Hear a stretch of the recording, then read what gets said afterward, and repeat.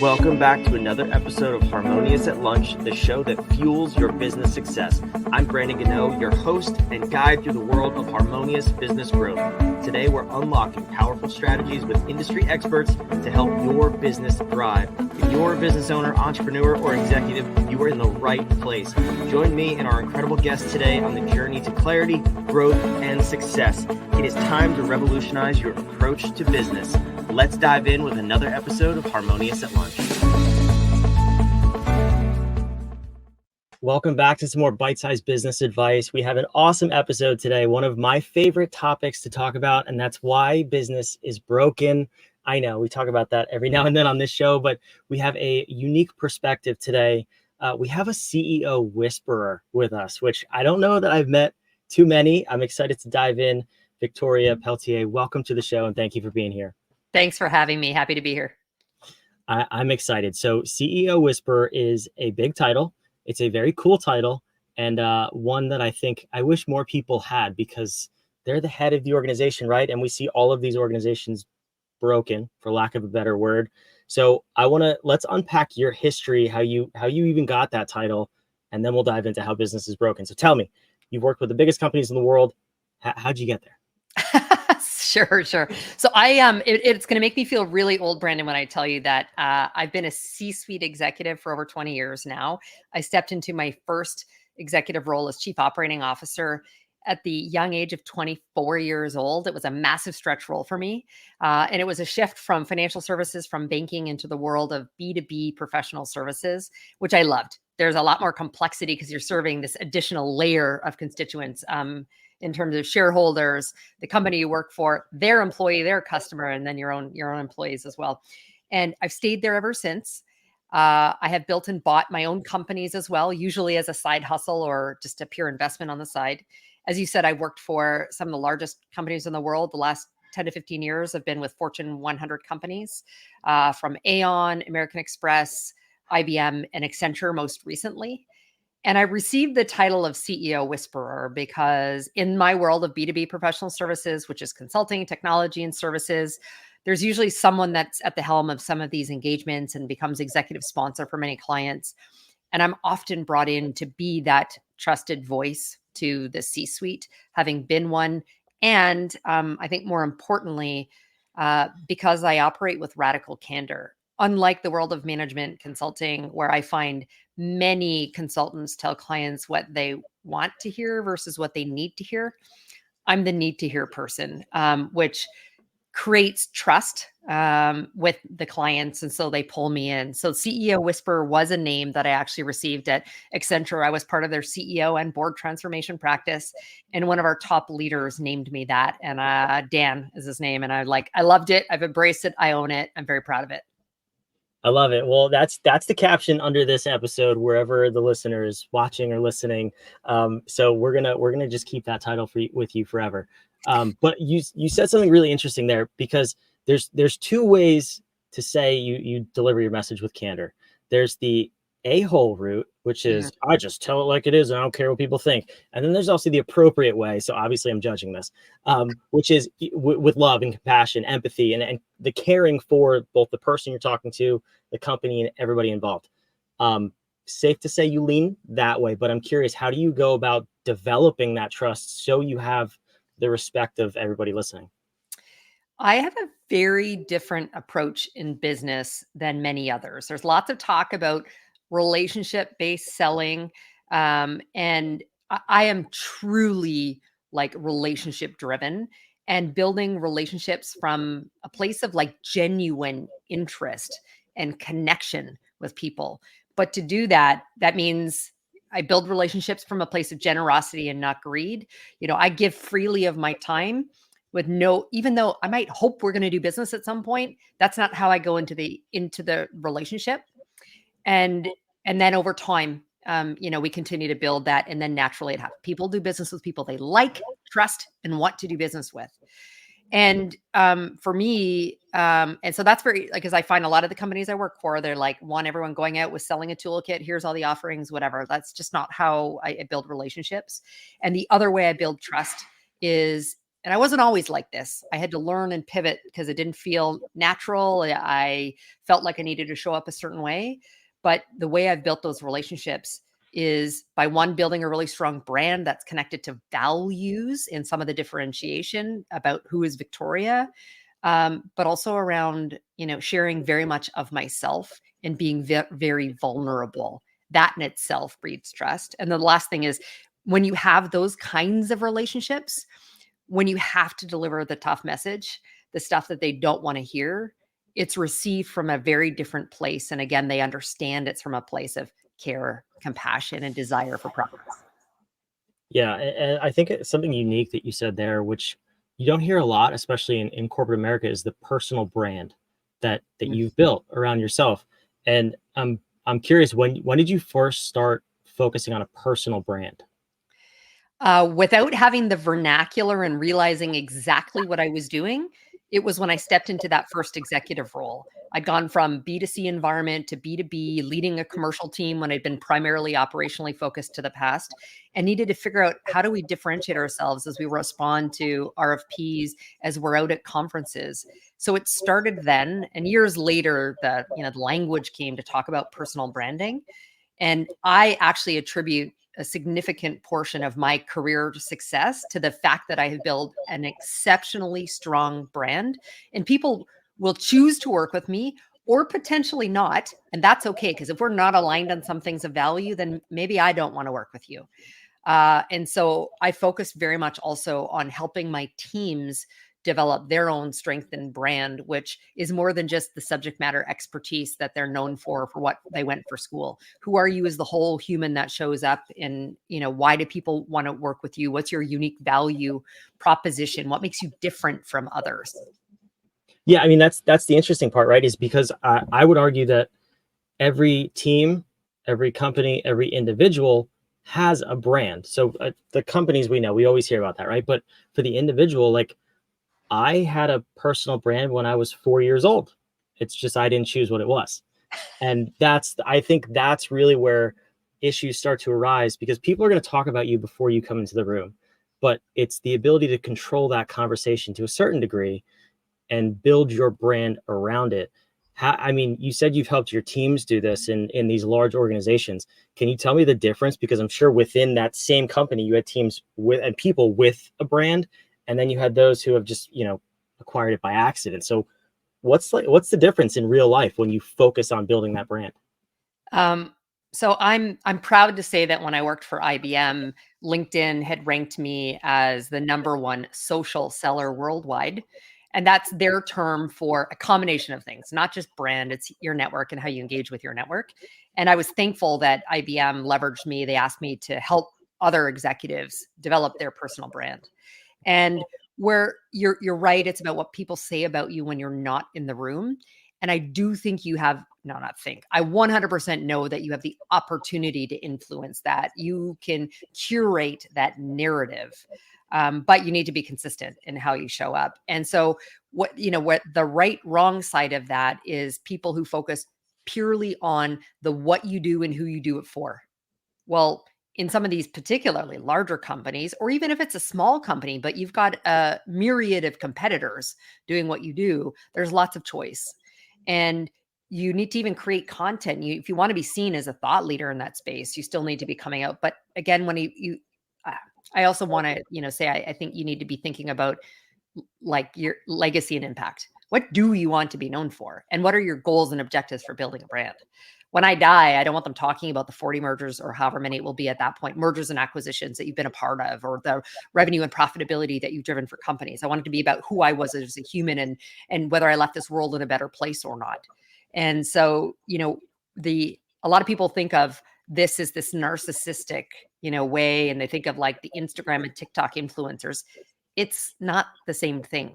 I mean, yes, you'll build a followership by doing this, but it's about letting people know who you are and what you stand for. And again, building some connection or hook with people so that they want to engage with you. And so it needs to be incredibly intentional with strategy connected to what do you want to be known for? What are the goals or objectives to your doing this? And so it's not quite as simple as everyone thinks, as just a great profile picture and a summary or tagline on LinkedIn. I wish it was that easy.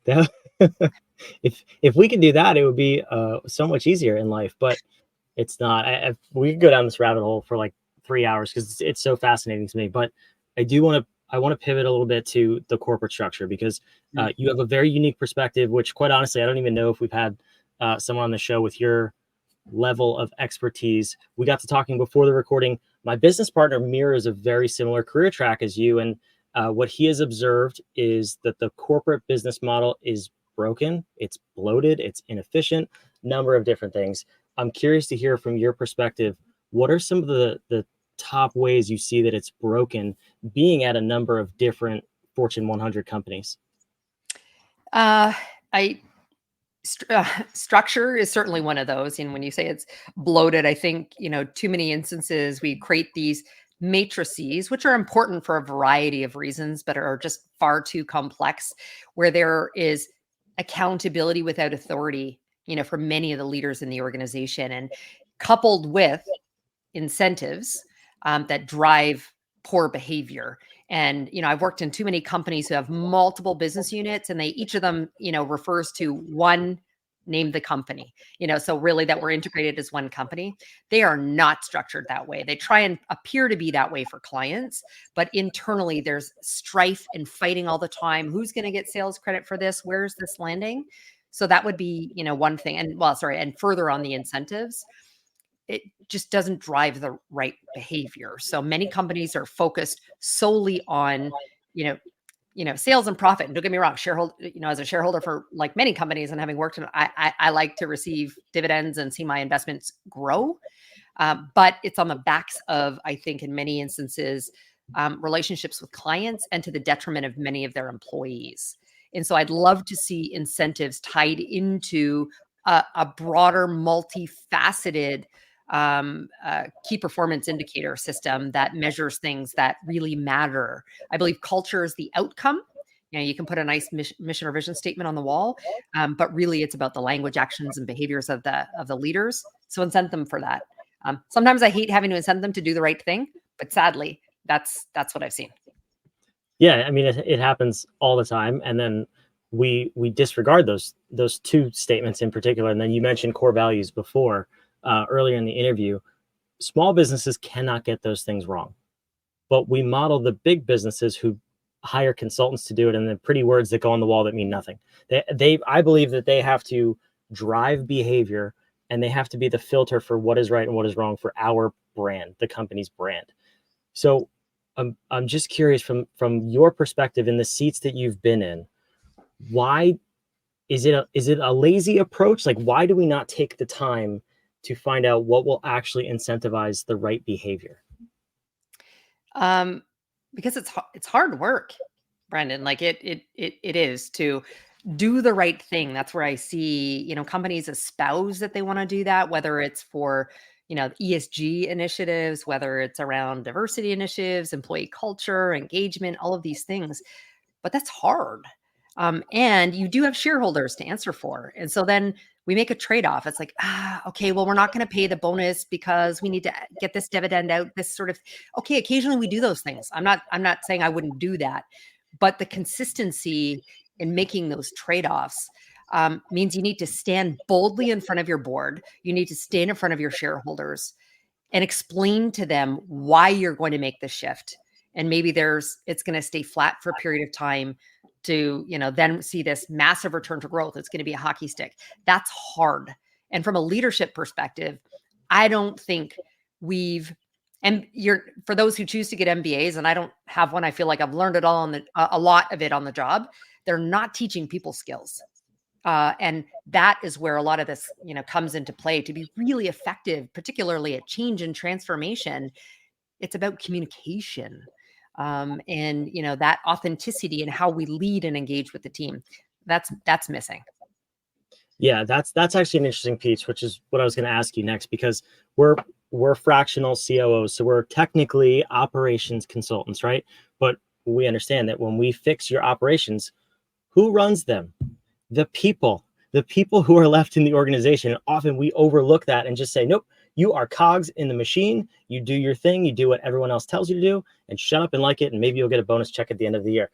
Obviously not our stance. we have to focus both on the ops and the people and optimize both of them. How did you go about doing that when you were in this big machine that of course doesn't incentivize that? So I'm a bit of a, I don't think I can swear, but let's just say it's an S disturber in a lot of these. So I break things to try. I think of one organization I'd gone into, and there had been a really troubled client portfolio, which, by the way, they didn't disclose to me when they brought me in.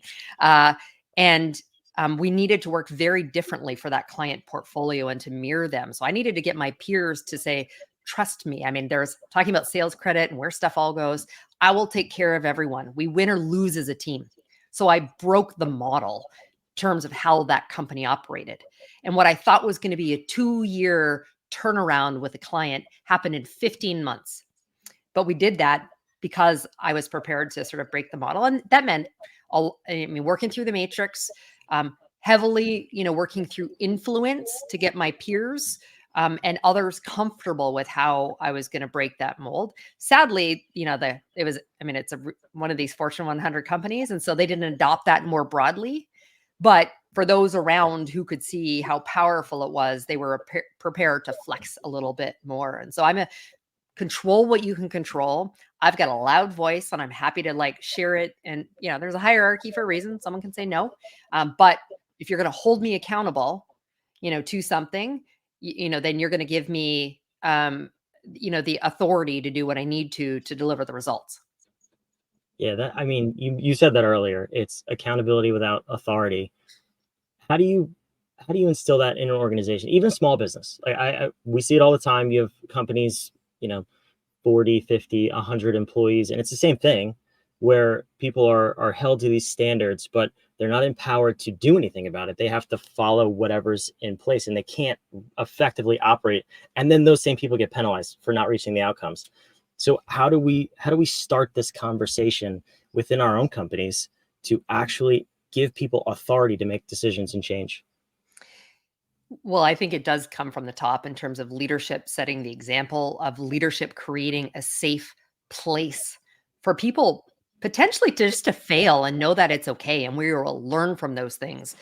But also, if you're going to be connected to value and doing the right thing, I think of the Wells Fargo debacle of many years ago, right? Where they were just incented to open these accounts and do these things and whatever.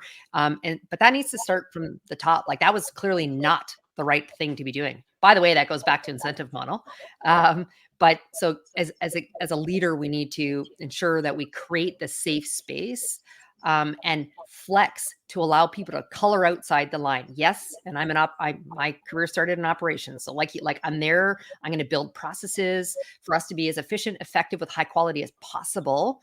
But there are exceptions, and I want to give you the leeway to move outside those lines to come back in later. Yeah, one of my favorite sayings is in karate. I'm pretty sure it's karate. A master knows all of the rules, and they're really good at following them. The grandmaster knows when to break them. And I think that's super important with any conversation of authority and decision making. Is systems are cool. Like, I'll be the first one to say that, and obviously I'm biased. You are too, but they're not 100% effective or accurate all the time. Like, you have to break things in order to make them better. Just like you said, I love that that's your mindset and your take on how you operate. So I'm curious, you're in a transition period in your career. Like, where are you looking next to further your career and take that next step? I would love to take all of my, public Fortune 100 experience, as well as like I said, I built and bought businesses, and I, invest and coach and, for founders as well, to a smaller company. Although I'm not generally a startup girl. So I've actually been focusing my efforts in private equity portfolio companies. I'm an operator. I don't want to sit at the PE level, but rather running a company. I'd like to be able to directly impact the organization as a whole. I shared my one example where I could control my piece of it and couldn't get it more broadly across the Fortune 100 company. So that's where I've been focused. However, whenever this airs, I could still be in a Fortune 500 company. It's a tough market. So, I'm exploring both, but my passion lies in going into, a mid-sized company that's ready to move to the next level, taking all the transformational experience I've had across a multitude of industries and supporting clients to do it directly and really have that impact. I love it. I can feel the passion. So I hope that's the route you pursue, but I get it. Yes, the market is challenging right now. So usually the last thing I ask at the end of the episode is actually very simple for me, but we were kind of all over the place, which I loved. We went in a million different directions, and I feel like we could talk about this for hours, but it's a question for a question. So you see me, for those of you watching, you can see behind me, there is a giant upside down question mark on my wall. Our theory is that powerful questions get powerful answers. So Victoria, the question for you is, whether it's about leadership, disrupting a company, helping your company scale, what's the one question you would give to the listener of this episode to help them get their business to that next level and get out of the box that they find themselves in? Good question. I'd ask them what is preventing them from, whether it's doing the right thing without compromise to achieve greatness, or I talk about being unstoppable. I love it. I love that question. Act on that question. See where it gets you. Go ponder that for 3 minutes before you go do the next thing in your life. So, Victoria, thank you so much for being here. This is a fascinating conversation. Thanks for having me. For those of you watching, listening, wherever you are, make sure you subscribe. We love having you. We love putting on this show every single day of the week so you can get out of your business box and get to that next level. We'll see you on the next episode of Harmonious.